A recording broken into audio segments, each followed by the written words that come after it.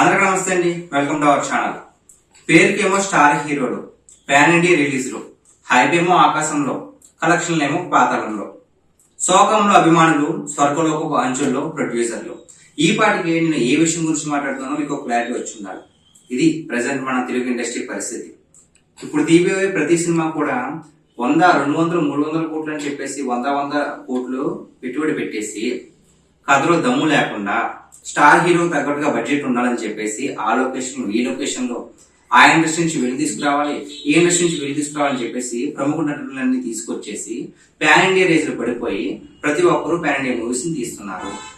తీరా చూసి cinema release అయ్యాక ప్రేక్షకుడు ఆనందపడుతున్నాడా, సాటిస్ఫై అవుతున్నాడా అంటే లేదు. ఎందుకంటే కథలో దమ్ము లేకుండా పోతుంది. ఇంతమంది స్టార్ హీరోలు పెట్టుకుని, ఇంతమంది ప్రముఖుల్ని పెట్టుకుని ఆ లొకేషన్ లో తీసి ఈ లొకేషన్ లో తీసి కథలో దమ్ము లేకపోతే సినిమా ఫలితం ఏముంది చెప్పండి? కూర్చున్న అభిమాని సాటిస్ఫై అవ్వాలి, తను పెట్టిన డబ్బులకి సాటిస్ఫై అవ్వాలి. నేను 500, 1000 రూపాయలు టికెట్ కొన్నాను, నేను ఎంజాయ్ చేశాను మూవీ అని అతను కనిపించాలి. అది లేకుండా ఈ పాన్ ఇండియా రేజ్ లో పడిపోయి ప్రతి ఒక్కరు కూడా ఇదే చిన్న మిస్టేక్ చేస్తారు. కథలో దమ్ము లేకుండా నేను ఒక స్టార్ హీరోతో సినిమా తీసేస్తే మంచి హిట్ అయిపోద్ది అనుకుంటున్నారు. కానీ సినిమా ఫ్లాప్ అయితే అది ఎవరికి నష్టం? హీరోకి, డైరెక్టర్ కి నష్టమే కాదనట్లా, కానీ అంతకంటే ఎక్కువగా ప్రొడ్యూసర్లకి, డిస్ట్రిబ్యూటర్లకి, థియేటర్ ఓనర్స్ కి ఇంకా నష్టం. హిట్ అయితే వీళ్ళందరూ పంచుకుంటారు, కానీ ఫ్లాప్ అయితే ఎక్కువగా నష్టపోయేది ప్రొడ్యూసర్లే. వాళ్ళు ఎవరినైనా ఆదుకుంటారంటే ఎవరు లేదు, ఎక్కడో అరాకొర కొంతమంది తన రెమ్యూనరేషన్ నుంచి తిరిగి కొంత వెనకిస్తారు, కానీ ఎక్కువగా నష్టపోయేది ప్రొడ్యూసర్లే. దీన్ని ఎవరు పట్టించుకోరు. ఎందుకు? ఈ పాన్ ఇండియా వాళ్ళని తీసుకొద్దామని ఇదే రేస్. అంతెందుకు, ఈ సంవత్సరంలో 2025లో ఎన్ని సినిమాలు హిట్ అయ్యి ఎన్ని సినిమాలు ఫ్లాప్ అయ్యి తెలుసా? ఎక్కువగా ఫ్లాప్ అయిన సినిమాలే ఉన్నాయి.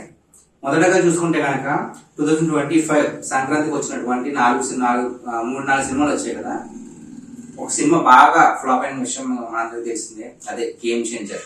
ఒకవైపు ఏమో స్టార్ డైరెక్టర్ శంకర్ గారు, మరోవైపు ఏమో గ్లోబల్ స్టార్ రామ్ చరణ్ గారు. వీళ్ళిద్దరూ కలిసి సినిమా తీస్తున్నారు అంటే ఎంత ఎక్స్పెక్టేషన్స్ ఉంటాయి? ప్రతి మెగా అభిమాని మా అన్న ఇంకా చితక్కొడేస్తారు ఈ సినిమా, శంకర్ అంటే మామూలుగా ఉండదని ప్రతి ఒక్కరు అనుకుంటారు. పాన్ ఇండియా వైజ్ గానే రిలీజ్ చేశారు. రిజల్ట్ ఏమైంది? కథలో దమ్ము లేదు. వెళ్తుంది, కథ వెళ్తుంది, ఎటో వెళ్తుంది. అంతకు మించి భారీ భారీ సెట్లు, సాంగ్స్ కూడా సెట్లు. ఒక్క సాంగ్ జరగండి సాంగ్ 20 కోట్ల. ఎందుకంటే అంత బడ్జెట్లు? ఒక్క సాంగ్ 20 కోట్ల. ఆ సాంగ్ అయ్యే బడ్జెట్ 2 చిన్న సినిమాలు రిలీజ్ చేయొచ్చు తెలుసా? 2 చిన్న సినిమాలు 10 కోట్లతో 2 సినిమాలు అయిపోతాయి. 20 కోట్లు పెట్టి ఒక సాంగ్ కూడా పెట్టారు. సో పోలే ఆ సాంగ్ ఏమైనా బాగా హై ఇచ్చిందంటే అది కూడా లేదు. దానివల్ల ఏమైనా ఉపయోగం ఉందంటే అది కూడా లేదు. ఆ సాంగ్ కూడా అంతగా ఎవరికి ఎక్కలే. అంత పెద్ద సెట్ వేశారు, అంతమంది డాన్సర్లు పెట్టారు తప్ప అది ఎవరికి యూజ్ లేదు. దానివల్ల ప్రొడ్యూసర్ కి ఎంత నష్టం? ఈ ఒక్క సినిమాయే కాదండి, చాలా సినిమాలు ఉన్నాయి. కింగ్డమ్ కావచ్చు, అలాగే కన్నప్పలో అయితే ప్రతి ఇండస్ట్రీ నుంచి ఒక్కొక్కరిని తీసుకొచ్చేసారు. మంచు విష్ణు గారికి తన బడ్జెట్ మించి పెట్టారు. మిస్టేక్ ఎక్కడ చేశారంటే లొకేషన్లు ఇక్కడ కాదని చెప్పేసి న్యూజిలాండ్ అని వేరే దేశాల్లో లొకేషన్లు పెట్టారు. అది ఎవరికి ఎక్కలా.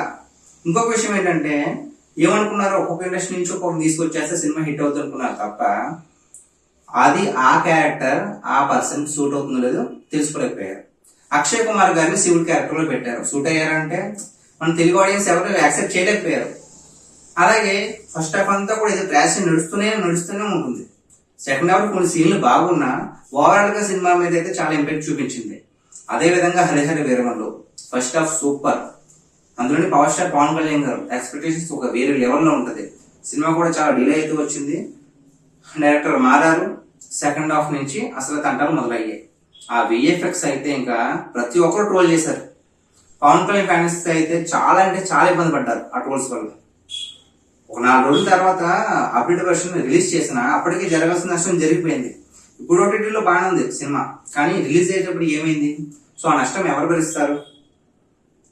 అలాగే కింగ్డమ్ కావచ్చు, ప్రతి సినిమా, ఇది ఒక్క సినిమా గురించి చెప్పట్లేదండి, ఫ్లాప్ అయిన ప్రతి సినిమా గురించి చెప్తున్నా. ఇక్కడైనా సరే హీరో, డైరెక్టర్, అలాగే ప్రొడ్యూసర్లు కథ మీద గనక పట్టు ఉంటే స్టార్ డైరెక్టర్ అవసరం లేదు, స్టార్ హీరో అవసరం లేదు, అక్కడెక్కడి నుంచి ఎవరు తీసుకురావాల్సిన పనే లేదు, వేరే లొకేషన్స్కి వెళ్ళి షూట్ చేసిన పని అస్సలు లేదు. మంచిగా హిట్ అవుద్ది. ఫర్ ఎగ్జాంపుల్ మన తెలుగులో చూసుకుంటే కనుక సీతమ్మ వాకిట్లో సిరిమల్ల చెట్టు ఒక సినిమా ఉంది. ఇప్పటికీ కూడా ఆ సినిమాని రిలీజ్ చాలా సంవత్సరాలు అయినప్పటికీ ఇప్పటికీ కూడా చాలా అంటే చాలా ఇష్టపడతారు సినిమా. చాలాసార్లు చూస్తూ ఉంటారు. ఎందుకు? కథ కథ నడిపిస్తూ ఉంటది. భారీ భారీ ఫైట్లు ఉంటాయని ఏముండవు, ఎలివేషన్ సీన్స్ ఉంటాయి, అస్సలు ఉండవు. కేవలం కథ అలా నడిపిస్తూ ఉంటది. పోలే వాళ్ళిద్దరూ మహేష్ బాబు గారు వెంకటేష్ గారు స్టార్ హీరోలు కాబట్టి ఆడేసింది అనుకుందాం మీరు అనుకున్నట్టే.